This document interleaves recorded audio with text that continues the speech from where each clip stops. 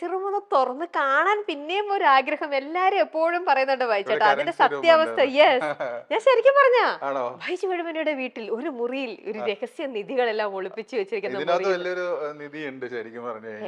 എന്നാ അതെന്ത് നിധിയാണെന്ന് കണ്ടിട്ട് തന്നെ പോട്ടെ. എല്ലാരും പറയുമ്പോ എന്നോട് നിധി എന്താന്ന് കാണാം കേട്ടോ. നിധി ഇങ്ങനെ ഒളിപ്പിച്ചു വെച്ചിരിക്കുകയാണോ കവറിലൊക്കെ ഇട്ടിട്ട്? ഇത് നമ്മുടെ സൂട്ടിന്റെ കവറല്ലേ? സൂട്ടിന്റെ ഒക്കെ കവർ പോലത്തെ. ഇത് നമ്മുടെ ഡ്രസ്സിന്റെ കവറാണല്ലോ. ഇതിലാണോ നിങ്ങൾ പൈസ ഒക്കെ വെക്കുന്നത്? പൈസയാണോ നമ്മള് കാണാൻ? ഇതായിരുന്നു എന്റെ എല്ലാരും കണ്ടാണ് പ്രേക്ഷകര് നമ്മുടെ. ഓ ഇത് അവളുടെ എൻഗേജ്മെന്റിന്റെ ഡ്രസ് അല്ലേ? ബ്യൂട്ടിഫുൾ ഡ്രസ് ആയിരുന്നു. നമ്മുടെ ഫാറ്റീസിന്റെ നൗഷിക. ഓ അവര് ഡിസൈൻ ചെയ്തതാ? അവര് തന്നെയാണ് ഇപ്പൊ വെഡിങ്ങും ഗൗൺ ഡിസൈൻ. ആ നല്ല ഭംഗിയുണ്ടായിരുന്നു ഡ്രസ് കാണാനായിട്ട്. ഇതാണ് നിലവറ. ഇതാണ് ട്രഷർ അല്ലേ? ഓ നല്ല ഡ്രസ്സായിരുന്നു. അവരാണ് ഇപ്പൊ കല്യാണത്തിനും അവര് തന്നെയാണ് ഡിസൈൻ നേരത്തെ. ആ നമ്മള് മുമ്പേ കണ്ട ബാൽക്കണി. ഇത് ഇവിടുന്ന് ഇങ്ങനെ ഒരു ബാൽക്കണി. ആ നമ്മള് മുമ്പേ കണ്ടല്ലോ. സെയിം പോവാം. ഓക്കേ. അപ്പൊ ഇനി നിലവറ കാണിച്ചില്ല എന്നുള്ള ഇനി ആൾക്കാർക്ക് ഒരു കൺഫ്യൂഷൻ ആവണ്ട. എന്താണ് നിലവറ? ഇവിടെ വേറെ പെട്ടികളൊക്കെ ഉണ്ട് കേട്ടോ. നമ്മള് തുറന്നു നോക്കി ഇങ്ങനെയൊക്കെ ഈ ലൈറ്റ് ആയിട്ട് വെച്ച് കഴിഞ്ഞാൽ ആരും വിചാരിക്കില്ലല്ലോ. ഈ പറഞ്ഞ ഈ കബോർഡിന്റെ അടിയിലോട്ട് ഒരു ഗോവണി ഉണ്ട്. വെറുതെ അല്ല ഞാൻ ആ ഗോവണി കൂടെ ഗോവണിയിലേക്ക് ഇപ്പൊ മനസ്സിലായി എന്തുകൊണ്ടാണ് നമ്മൾ അന്വേഷിച്ചു വന്ന മുറി.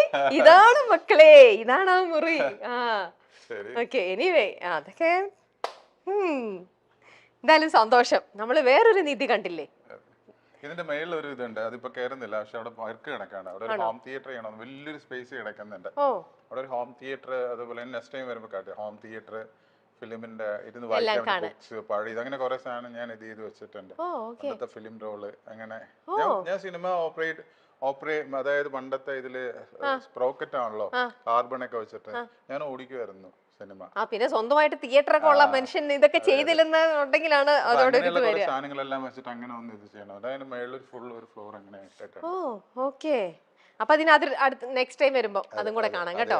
Home tour 2. യെസ് അതെ, സെക്കൻഡ് ടൈം വരുമ്പോ എന്തെങ്കിലും ഒക്കെ. അത് കല്യാണത്തിന്റെ ഒക്കെ ശേഷം വരാം. ഇതുപോലെ ഇവിടുന്ന് അങ്ങനെ നിങ്ങൾക്ക് കാണാം. ഇങ്ങനെ ഒരു സ്പേസ് കിടക്കുന്നുണ്ട്. എങ്ങനെ നടന്നു പോയാൽ അങ്ങനെ അങ്ങ് പോവും.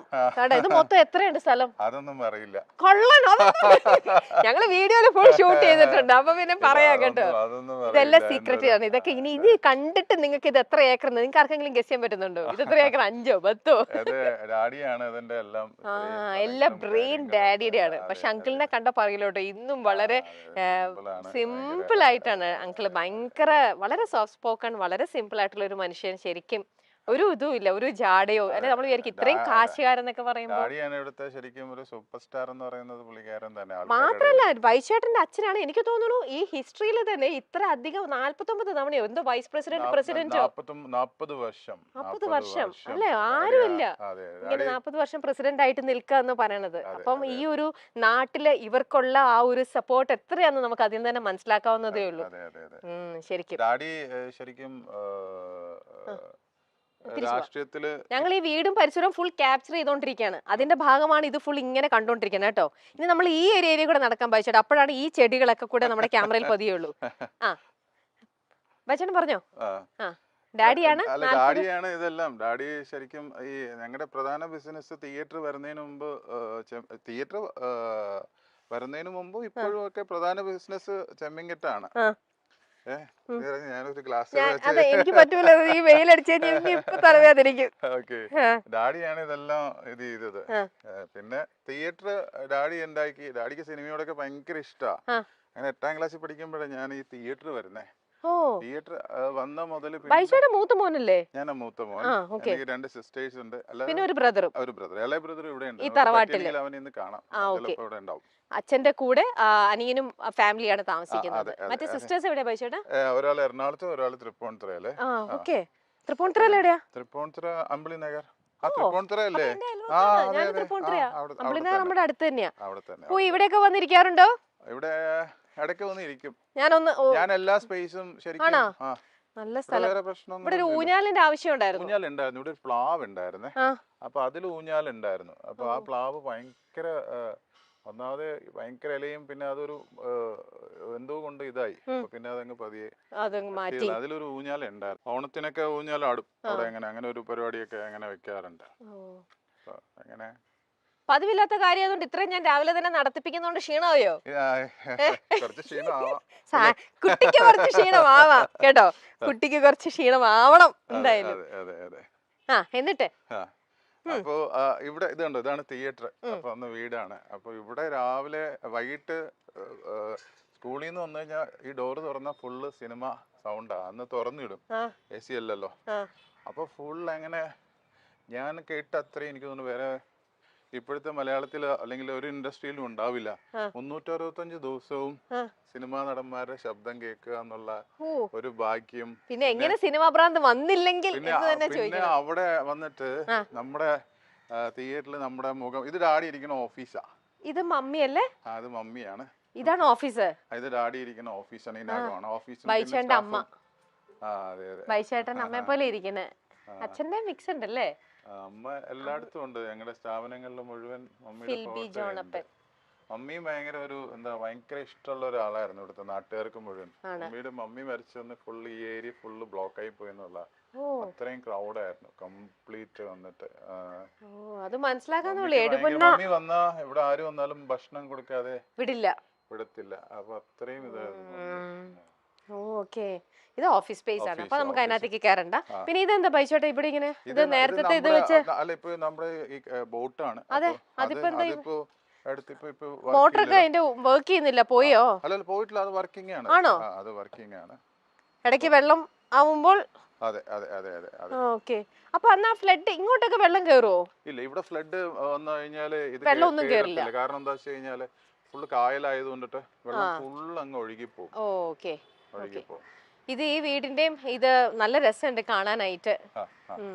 ഓക്കെ. ഈ കാറൊക്കെ ആരുടെയാ? ഇതൊക്കെ ഇഷ്ടപ്പെട്ട് വാങ്ങുന്നത് ക്രേസ് അങ്കിളിനാണോ മകനാണോ? മൂത്ത മകനാണോ രണ്ടാമത്തെ മകനാണോ? ഷെൽജൂനാണ് കൂടുതൽ കാറിന്റെ ക്രേസ്. പക്ഷെ ഫാദറും അങ്ങനെ പുള്ളിക്ക് അങ്ങനെയൊന്നും ഇല്ല. ഡാഡിയുടെ ബൊലീറോ അവിടെ കൊണ്ടുവന്നിട്ടിരിക്കുന്നത്. ബൈച്ചോന്റെ ഫേവറേറ്റ് കാർ ഏതാ? ഞാനിപ്പോ ഒരു XUV 700 എടുത്തു. സ്കോർപിയോ ഉണ്ട്. അപ്പൊ അങ്ങനെയുള്ള വണ്ടികളൊക്കെ എല്ലാം ഉണ്ട്. ഓക്കെ. അപ്പൊ അതൊക്കെ വൈറ്റ് ആണോ? എല്ലാം വൈറ്റ് എടുക്കുള്ളൂ. എന്നിട്ട് ആ വണ്ടിയൊക്കെ എന്ത്? വണ്ടി ഇവിടെ പന്തലിന്റെ പണി നടക്കുന്നുണ്ട്. എല്ലാ സാധനങ്ങളും അതുവഴി കൊണ്ടുപോകുന്നുണ്ട്. ഇത്രയും വണ്ടികൾ കിടക്കുമ്പോഴേ ബൈച്ചേട്ടാ ഓരോ സ്ഥലത്ത് പോകുമ്പോൾ പോകുന്ന സ്ഥലത്തെ എന്താണ് അത് നോക്കിയിട്ടായിരിക്കുമല്ലോ ഒബ്വിയസ്ലി നമ്മൾ കാർ എടുക്കുന്നുണ്ടാവുക. എന്നാലും പ്രീമിയം കാർസ് പലതുള്ളപ്പോൾ അതിനകത്ത് കൺഫ്യൂഷൻ വരുമോ? വരാറുണ്ടോ? ഏതെടുക്കണം? അങ്ങനെ എനിക്കൊരു കൺഫ്യൂഷൻ വന്നിട്ടില്ല. ഞാൻ ആ ഒരു പ്രീമിയം ആ ഒരു കാറ്റഗറിയിലോട്ട് എടുക്കണമെന്ന് സത്യം മനസ്സുകൊണ്ട് ആഗ്രഹിച്ചിട്ടില്ല. സാധാരണ ആൾക്കാർ കൊണ്ട് നടക്കുന്ന വണ്ടീനേക്കാൾ കുറച്ചുകൂടെ മതി. അല്ലാണ്ട് ഭയങ്കര പ്രീമിയം ലെവലിലേക്ക് അങ്ങനെ. കാര്യം ഞങ്ങളുടെ ബന്ധുക്കളൊക്കെ അല്ല, എന്റെ അനിയന്മാര് മക്കള് ഇവർക്കെല്ലാം കൊണ്ട് നടക്കുന്ന ചിലപ്പോൾ മാരുതി ആൾട്ടോ ഒക്കെ നടക്കുന്ന ഞങ്ങളൊരു 100 കുടുംബാംഗങ്ങളുണ്ട് മൂലംകുഴി എന്ന് പറയുന്നത്. അപ്പൊ അതിൽ സൈക്കിളിൽ നടക്കുന്നവരുണ്ട്, സ്കൂട്ടറിൽ നടക്കുന്നവരുണ്ട്.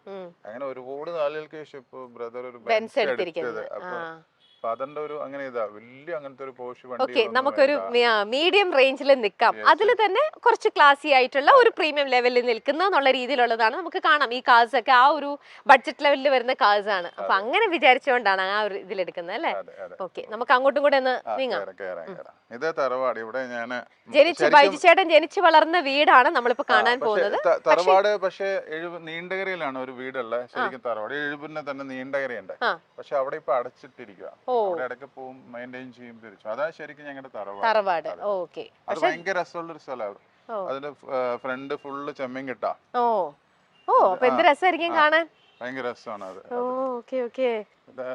ഡാഡിയും ബ്രദറും ഒക്കെ ഇവിടെയാണ്. അപ്പൊ ഇവിടെ ഡാഡിയും അനിയനും ഫാമിലി എല്ലാരും ഉണ്ട്. ഓക്കെ, ശരി, അവരെയും കൂടെ കാണാം. അതായത് നമ്മൾ ഇക്കണ്ട ഈ പ്രോപ്പർട്ടിയുടെ ഒക്കെ ഉടമ ബൈജുചേട്ടന്റെ അച്ഛൻ. അങ്കിളിനെ എന്തായാലും കാണണം അല്ലേ? ഫസ്റ്റ് അങ്കിളിനെ കാണാം. Hi. Hi Ramya. Beautiful house, nice house. അമ്മ നമ്മൾ പുറത്ത് കണ്ടിരുന്നു. ഹായ് ചേട്ടാ, രമ്യ. നമ്മൾ അങ്കിളിനെ വെയിറ്റ് ചെയ്തിരിക്കുക. അങ്കിൾ അവിടെ കുളിച്ച് നേതിച്ചൊക്കെ വരുന്നതിന്റെ സമയമാണെന്ന് തോന്നുന്നുണ്ട്, ടൈം എടുക്കുന്നുണ്ട്. അപ്പോഴും നമ്മുടെ ഷെൽച്ചേട്ടൻ പറഞ്ഞു നമുക്കന്ന് നമ്മുടെ വീടിനകവും കൂടെ കാണാന്ന്. പിന്നെന്താ, നല്ലൊരു വീടല്ലേ, നമുക്ക് ആ സമയം എന്റർടൈൻ ചെയ്യാം, ഈ വീടും കൂടെ കണ്ടുകൊണ്ട്. വാവ്, ഇത് ഫുൾ അവരുടെ തന്നെ ഡിസൈൻ പാറ്റേൺ ആണോ അതോ ചേട്ടന്റെ ഐഡിയ കൂടി ഉണ്ടോ? കുറെ കണ്ടെത്തി ആണോ? ചെയ്തതാണ്. വാ, ഇവിടേക്ക് ഒരു സംഭവം ഉണ്ട്, നല്ല മിറർ സംഭവങ്ങളൊക്കെ ഉണ്ട്. ഓ, ഇത് ബെഡ്റൂം ആണ് അവിടെ. ഓക്കെ, അത് അവിടെ രണ്ട് ബെഡ്റൂം, ഇവിടെ 2 ബെഡ്റൂം ആണ്. ഇത് കിച്ചൺ. ഓക്കെ, ഇത് ഡൈനിങ് ഏരിയ. ബ്യൂട്ടിഫുൾ, നല്ല നല്ല ഫാനും. ഹായ്, ഇത് ഹോട്ടലിലൊക്കെ പോലെ തന്നെ ഉണ്ടല്ലോ. ഈ വാഷ് ഏരിയ ഒക്കെ നമ്മുടെ ഹോട്ടലിലൊക്കെ പോലെ അതേ ഒരു ഫീൽഡ് തന്നെ ചെയ്ത് വെച്ചിരിക്കണേ. ശരിച്ചെന്നെ അവിടെ ഞാൻ ചോദിക്കട്ടെ, നിങ്ങളുടെ ഈ വീടുകൾ നിങ്ങള് ഒരറ്റത്തു നിന്ന് ആര് വിളിച്ചാലും മറ്റടുത്ത് നിൽക്കുന്നത് കേൾക്കരുത് എന്ന ഇന്റൻഷനോട് കൂടിയാണോ വീട് പണിയുന്നത്? എന്തേലും ഇങ്ങനെയൊക്കെ പഴയ വീടായിരുന്നു, നമ്മളിത് പുതുക്കി ഒന്ന് ഇന്റീരിയർ ഒക്കെ ചെയ്തേ. അപ്പൊ ഈ ഫ്രണ്ട് ഏരിയ കംപ്ലീറ്റ് ആയിട്ട് നിങ്ങൾ ഒന്ന് റിനോവേറ്റ് ചെയ്തു? ഫ്രണ്ട് ഏരിയയും ഇന്റീരിയലും മൊത്തം ഒന്ന് ഇന്റീരിയർ. ഓക്കെ, അപ്പൊ ഇപ്പൊ ഈ കാണുന്നത് ഇത് ചെയ്തിട്ട് 2 years 2-3 years. ഓക്കെ, പക്ഷെ നന്നായി ചെയ്തിട്ടുണ്ട്. വരുന്നുണ്ട്. ഹെൽത്തി, വളരെ നല്ല ഒരു ഇത് തന്നെ. അത്രയും നല്ല ഹെൽത്ത് കോൺഷ്യസ് ആയിട്ട് ഇരിക്കുക എന്ന് പറയുന്നത്. കാത്തിരുന്ന വസന്തം അവിടെ വെയിറ്റ് ചെയ്യണം. അത്രേ അങ്കിളിന്റെ അടുത്തേക്ക് പോവാം. ഹലോ അങ്കിൾ, എത്ര നേരമായിട്ട് ഞങ്ങൾ കാത്തിരിക്കുകയാണ്. ഒരു വലിയൊരു ക്രെഡിറ്റ് നൽകട്ടെ. ഈ 2 വലിയ ആമക്കളുടെ അച്ഛനായിട്ട് തോന്നില്ല, അവരെ കാട്ടില് യങ്ങായിട്ട് നിൽക്കുന്ന വളരെ ഒരു എന്താ പറയാ ടച്ച് കൊടുക്കട്ടെ. ഇതൊക്കെ ഞാൻ പറഞ്ഞാൽ ഇതൊക്കെ ശരിക്കും ആരോഗ്യം ശ്രദ്ധിക്കുന്ന ഒരാളുടെ, നമ്മളെല്ലാവരും പഠിക്കേണ്ട ഒരു ഇതാണ്. വളരെയധികം സ്റ്റിൽ ഭയങ്കര ആക്റ്റീവാണ് അങ്കിള്. എല്ലാ കാര്യത്തിലും അങ്കിളുടെ തന്നെ മേൽനോട്ടമുണ്ട്. അങ്കിൾ ഓടി നടന്നെത്തും, അതുപോലെ ആരോഗ്യം ശ്രദ്ധിക്കും, അതേപോലെ സൗന്ദര്യവും ശ്രദ്ധിക്കും. എന്താണ് ഈ സൗന്ദര്യത്തിന്റെ രഹസ്യം? ഷെൽജി ചേട്ടൻ പറഞ്ഞു പേഴ്സണൽ ആയിട്ടുള്ള മേക്കപ്പ് മാൻ ഉണ്ട്, പേഴ്സണൽ ആയിട്ടുള്ള കാര്യങ്ങളെല്ലാം ചെയ്യാൻ ആൾക്കാരുണ്ട് എന്നൊക്കെ പറഞ്ഞു. കുറച്ച് കാര്യങ്ങളൊക്കെ ചോർന്നെടുത്തു.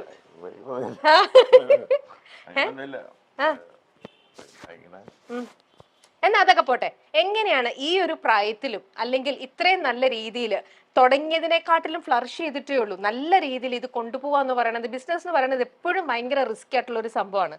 ഇന്നും നാട്ടുകാരുടെ പ്രിയനായിട്ട് നിൽക്കുക, അവർക്ക് വേണ്ടി ഒരുപാട് കാര്യങ്ങൾ ചെയ്യുക, അവരുടെ ഒരു ഇപ്പോഴും ഭയങ്കര ആക്റ്റീവായിട്ട് ഇങ്ങനെ എപ്പോഴും മെയിൻറ്റെയിൻ ചെയ്ത് കൊണ്ടുപോകുന്നതിന്റെ ഒരു രഹസ്യം, അതൊരു മെസ്സേജ് എന്നുള്ള രീതിയിൽ എന്താ നമ്മുടെ പ്രേക്ഷകരുടെ അടുത്തൊന്ന് പറയും, ഒരു സീക്രട്ട്? പിന്നെ ബിസിനസ് വളരെ ചെറിയ പഠിത്തം കഴിഞ്ഞ പോലെ തുടങ്ങിയതാണ്. ബിസിനസ് ചെറുതായിട്ട് തുടങ്ങി, പിന്നെ അങ്ങനെ ആയിട്ട് വന്നു. പിന്നെ കുറച്ച് 10-40 കൊല്ലം ഞാൻ ഇവിടെ പഞ്ചായത്തിന്റെ ഒരു ജനപ്രതിനിധിയായിരുന്നു. ഞങ്ങൾ ഓൾറെഡി പറഞ്ഞു. 79 മുതല് ഞാനിവിടെ 40 കൊല്ലം panchayat vice president, standing committee ചെയർമാനൊക്കെ ആയിട്ട് അങ്ങനെ നിങ്ങൾ ജനങ്ങളുടെ ഇടയിൽ ഇങ്ങനെ ഒരുപാട് വർക്ക് ചെയ്ത് ഒരുപാട് കാര്യങ്ങളൊക്കെ ചെയ്തു കൊടുത്തിട്ടുണ്ട്. പിന്നെ ഒരുപാട് എല്ലാവരുടെയും നല്ല സപ്പോർട്ടൊക്കെ കിട്ടിയിട്ടുണ്ട്. അങ്ങനെ ബിസിനസ്സിൽ വളർച്ചയുണ്ടായി. ഓരോ കാര്യത്തിലൊക്കെ ഇങ്ങനെ ഞാൻ എല്ലാത്തിലും എനിക്ക് എന്റെ ശ്രദ്ധ എനിക്ക് എല്ലാം എന്റെ ശ്രദ്ധയിലേക്കൂടിയാണ് പോകുന്നത്. താരങ്ങളുടെ വീടുകൾ കാണാൻ ആരാധകർക്ക് എന്നും ഇഷ്ടമാണ് അല്ലേ? സാധാരണ ഫ്ലാറ്റുകളിലൊക്കെയാണ് താമസിക്കാറെങ്കിലും തങ്ങൾക്ക് ഇഷ്ടമുള്ള രീതിയിൽ ഇഷ്ടമുള്ള എല്ലാം സമന്വയിപ്പിച്ചുകൊണ്ട് മനോഹരമായ ഒരു വീട് തനിക്കും കുടുംബത്തിനും സമാധാനമായി കുറച്ചു സമയം ചിലവഴിക്കാൻ ഒരു വീട് എല്ലാ താരങ്ങളും ഒരുക്കാറുണ്ട്. ബൈജു എഴുപുന്ന എന്ന നടനെ നമുക്കറിയാം. കൂടുതലും വില്ലൻ വേഷങ്ങളിൽ തിളങ്ങിയിട്ടുള്ള താരത്തിന്റെ വീട് അതിമനോഹരമാണ്. ആ വീട് കണ്ടാൽ ആരും ഒന്ന് ഞെട്ടും. ഏക്കർ കണക്കിന് സ്ഥലത്ത് വലിയൊരു വീട്, കാർ പോർച്ചിൽ നിറയെ കാറുകളും ജീപ്പും ഒക്കെ നിറഞ്ഞു കിടക്കുന്നു. ആ വീടിന്റെ ഉള്ളിൽ ഒരു നിധിയുണ്ട്. ബൈജു എഴുപുന്ന തന്നെയാണ് ആ നിധിയെക്കുറിച്ച് പറയുന്നത്. എന്തായാലും അതിമനോഹരമായ ആ വീടിനുള്ളിലേക്ക് കയറുമ്പോൾ ശരിക്കും നമ്മൾ അക്ഷരാർത്ഥത്തിൽ ഞെട്ടും. കാരണം ഇങ്ങനെയൊരു താരത്തിന് ഇത്രയും മനോഹരമായൊരു വീടോ, കാരണം കൊട്ടാര സദൃശ്യമായ ഒരു വീടാണ്, വലിയൊരു, അതിന് നടുക്ക് തന്നെ ഏക്കർ കണക്കിന് സ്ഥലത്ത് നിൽക്കുന്ന ഈ വീടിന്റെ ഇരുവശങ്ങളിലും ഇവരുടെ തന്നെ ഇതായിട്ടുള്ള സ്ഥലങ്ങൾ തന്നെയാണ്. അവിടെ തന്നെയും ഹോട്ടലിലെ തന്നെ ഫീൽ ചെയ്തിരിക്കുന്ന ഒരു ലക്ഷറി വീടാണ് ബൈജു എഴുപുന്നയുടേത്.